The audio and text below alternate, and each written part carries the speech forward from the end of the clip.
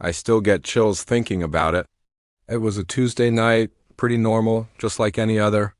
I was winding down after a long day, so I hopped on to play some of my favorite online multiplayer game.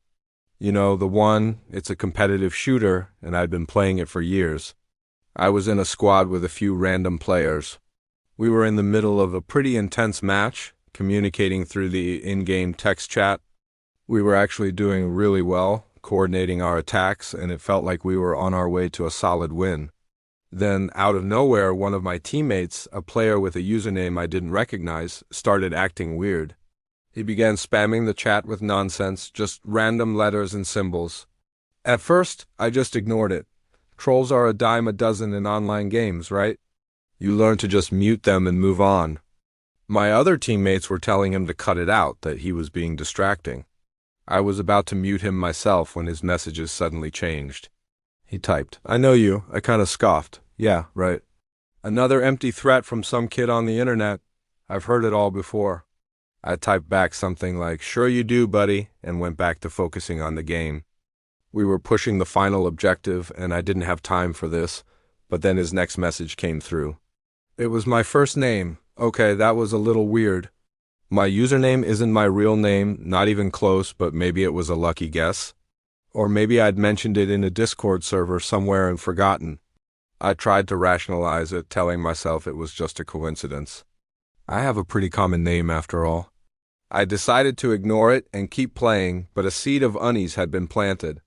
The game was getting more intense, but my focus was starting to drift.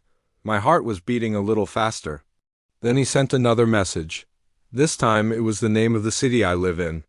That's when the casual annoyance turned into genuine fear. My blood ran cold. This wasn't a coincidence anymore. How could he possibly know that? I've always been so careful with my personal information online. I use different usernames for everything. I never link my gaming profiles to my social media. I felt a knot form in my stomach. I stopped moving my character in the game.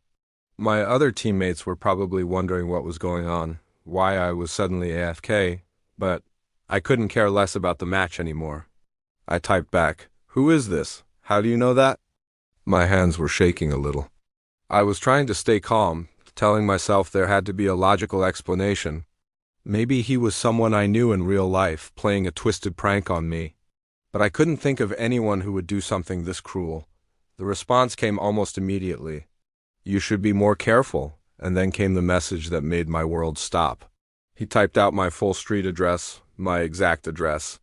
House number, street name, everything. It was just sitting there in the public chat for everyone in the game to see. I stared at the screen, my mind completely blank for a few seconds. It felt like the air had been sucked out of the room. This wasn't a prank. This was real. A complete stranger on the internet knew exactly where I lived. My first instinct was to just shut everything down. I slammed my laptop shut, as if that could somehow make the message disappear, as if it could sever the connection this person had to me. I stood up and started pacing around my room. My mind was racing, trying to figure out how this could have happened. Had I been hacked? Was my IP address compromised? Was this person watching me through my webcam right now? I quickly put a piece of tape over it. Every little noise outside my window made me jump. The familiar comfort of my own home was suddenly gone, replaced by a terrifying sense of vulnerability. I felt so exposed, so violated. Gaming was my escape, my safe space. It was where I went to distress and connect with people who shared my hobby. But in an instant, that safety had been shattered. This person had crossed a line, bringing the anonymity of the internet crashing into my real, physical world. And the scariest part was, I had no idea who they were or what they wanted. Were they just trying to scare me, or was this a threat? Was this person in my city? Were they nearby? After the initial panic started to subside, a wave of anger washed over me. I reported the player in-game, sending screenshots of the chat to the support team. I blocked them, of course, but it felt like a flimsy, pathetic defense. The damage was already done. He knew where I lived. Blocking his username wouldn't change that. I spent the rest of the night double-checking all my online accounts, changing passwords, enabling two-factor authentication on everything I could. I ran security scans on my computer, looking for any malware or keyloggers. I found nothing, which was almost more frightening. It meant I still had no idea how he got my information. Was it from a past data breach of some website I used? Did he find me through a friend of a friend on an old, forgotten social media profile? The possibilities were endless, and each one made me feel more and more helpless. I barely slept that night. Every creak of the floorboards, every car that drove down my street sent a jolt of adrenaline through me. I kept peeking through my blinds, half expecting to see someone standing out there watching my house. It was terrifying. The next day I was a wreck. I couldn't focus on work.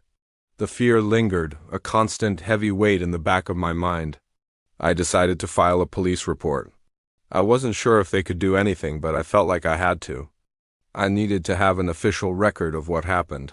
The officer I spoke with was sympathetic, but he was also realistic. He said that tracking down an anonymous online user, especially if they were using tools to hide their location, was incredibly difficult. It was a sobering conversation. It reinforced how little recourse you have in these situations. This experience completely changed my relationship with the internet. I became much more private, almost paranoid. I scrubbed my online presence, deleting old accounts and removing any personal details I could find. I stopped using text chat and online games for a long time. I was even hesitant to use voice chat with people I didn't know in real life. The joy and freedom I once felt online were replaced with caution and suspicion. It's been a while since that night, and thankfully, nothing ever came of it. I never heard from that user again. No one ever showed up at my house. It seems like it was, in the end, just a horrifying scare tactic. A way for someone to feel powerful by terrorizing a stranger. But it left a permanent mark on me. It was a brutal lesson in the importance of digital security and the dark side of online anonymity. So why am I sharing this story? Because it can happen to anyone. We often feel safe behind our screens, but our digital and physical lives are more connected than we think. Please be careful with the information you share online. Review your privacy settings, use strong, unique passwords, and be mindful of who you're interacting with. Don't make the same mistake I did by assuming it can't happen to you. Stay safe out there, both online and off. Thanks for listening, and I'll see you in the next video.